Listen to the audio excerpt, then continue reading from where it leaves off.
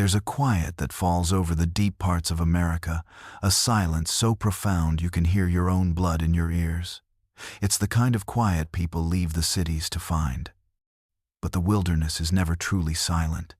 There are sounds you expect: the rustle of a deer in the undergrowth, the call of a distant owl, the sighing of wind through pine trees.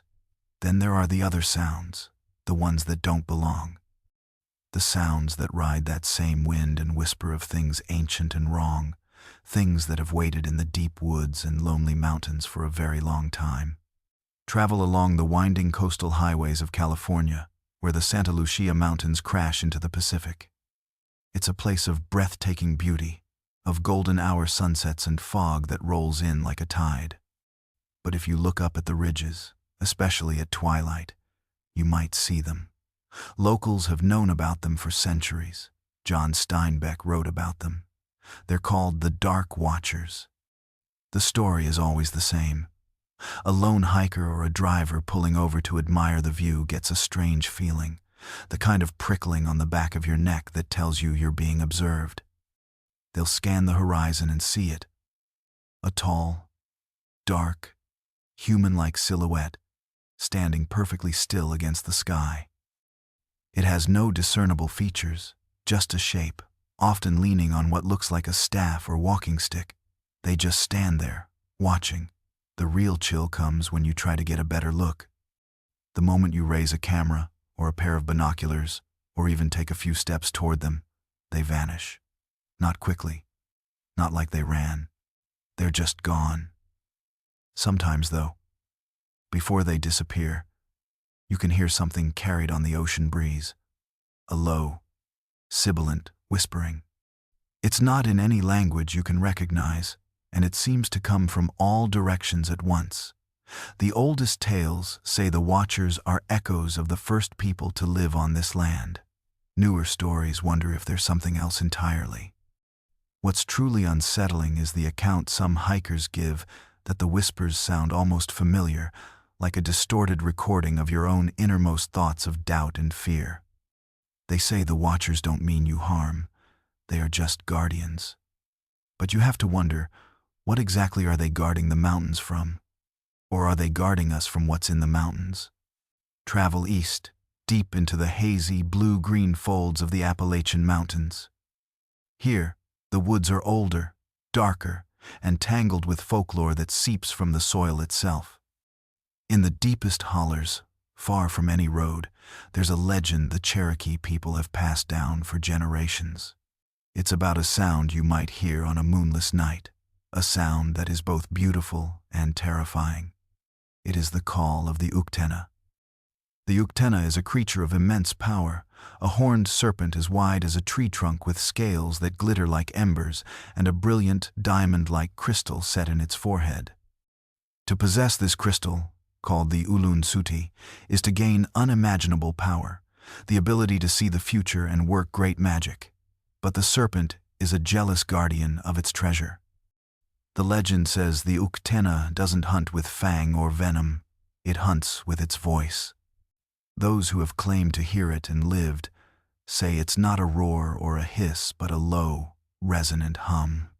It's a melody that seems to worm its way directly into your soul, promising you the one thing you desire most in the world.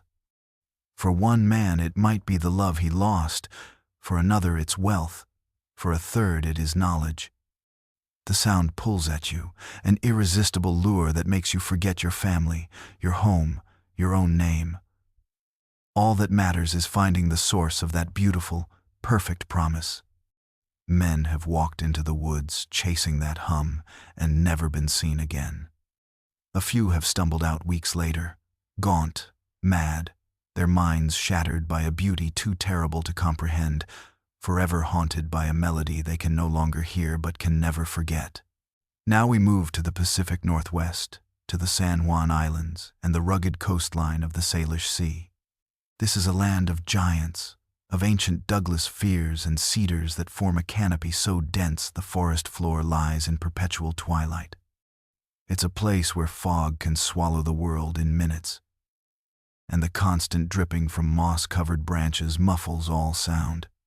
It's a popular spot for kayakers and solo campers, people seeking true isolation. And sometimes, they find more than they bargained for. Imagine you're one of them. You've paddled all day and set up your small tent on a remote, uninhabited island. As dusk settles, the world shrinks to the small circle of your headlamp. The only sounds are the gentle lapping of waves on the shore and the patter of rain on your tent's fly. You settle into your sleeping bag, feeling utterly alone and at peace. Then you hear it. A twig snaps, loudly.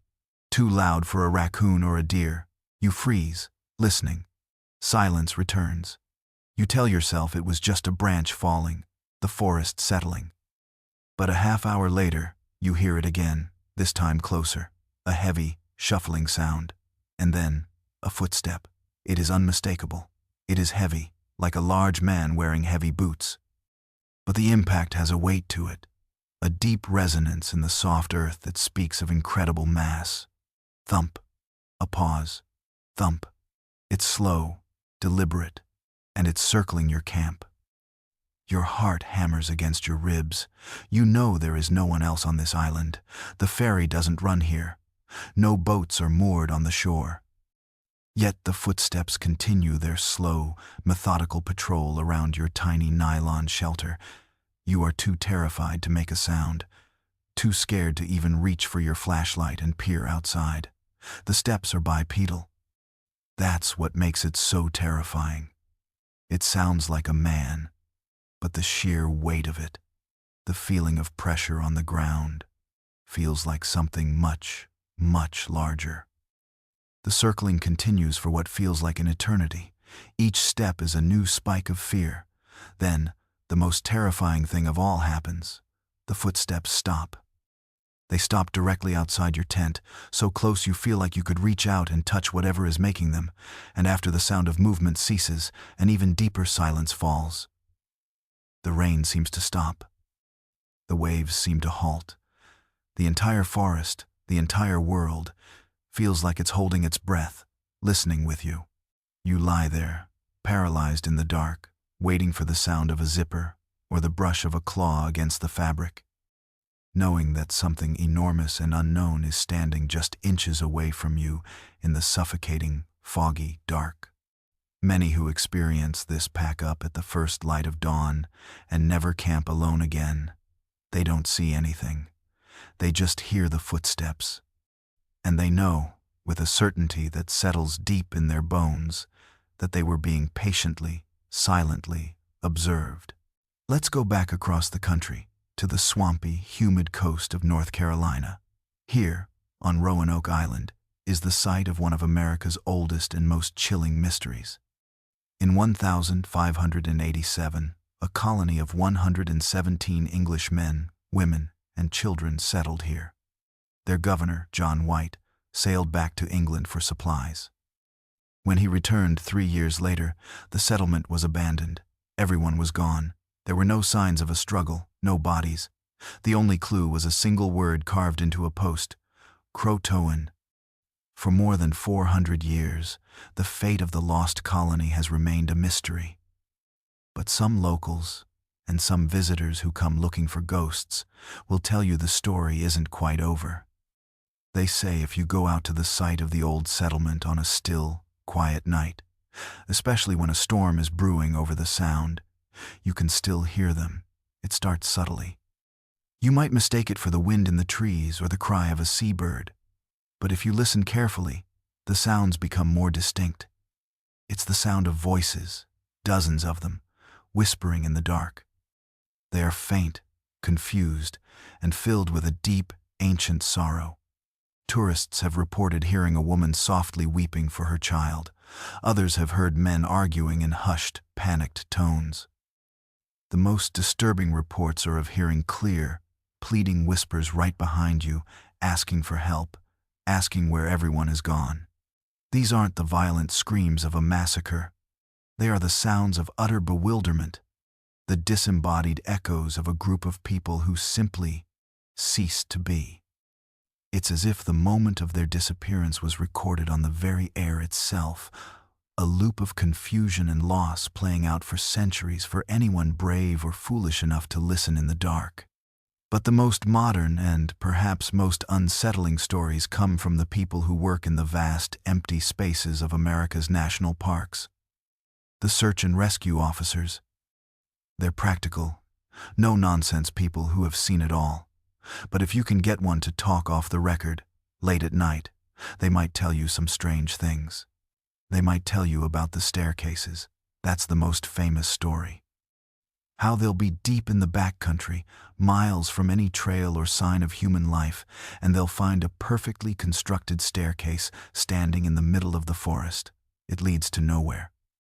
It's just there. But the staircases are just the beginning. The truly strange stories are about sound. One story comes from a rookie ranger working his first season out in a massive, sprawling park in the Rockies. He was on a multi-day patrol, checking remote trails. On his second night out, camped miles from anything, he started to hear it. Faintly at first, he thought it was an animal. But it grew clearer. It was music. Specifically, it was big band music, like something from the 1940s. A swinging, brassy tune drifting through the pines. He checked his radio. Nothing but static. His phone had no signal. Yet the music was clear as a bell. Then, a voice cut through the music. It was a classic radio announcer, smooth and cheerful. And that was Glenn Miller, folks. A real classic for a beautiful night out under the stars. The ranger sat frozen. The voice continued. It sure is a lovely evening, perfect for a walk. Just ask our listener out by Crying Creek. Looks like he's just finished his rations and is thinking about turning in for the night. Hope you packed warm, Ranger. The temperature is set to drop. The blood drained from the ranger's face. Crying Creek was the unmarked stream he had camped next to. He had, just moments before, finished his dinner. The announcer chuckled. A warm, friendly sound that was utterly terrifying. Don't you worry, son. We're just glad to have you listening to WOOD, the only station that matters out here. We'll be right back with another tune after a quick message, but don't go anywhere, because we know exactly where you are. The music swelled back up, jaunty and carefree. The ranger didn't sleep. He packed his gear in the dark, his hands shaking, and hiked through the night until he hit a fire road at dawn. He never told his supervisor the real reason he cut his patrol short. He just said he got spooked. He learned later that other rangers had heard it too, the phantom broadcast. Sometimes it's music. Sometimes it's a baseball game. Sometimes it's a voice that just whispers your name. They say it's strongest near those impossible staircases, as if they are antennas to somewhere else, broadcasting signals that were never meant for human ears.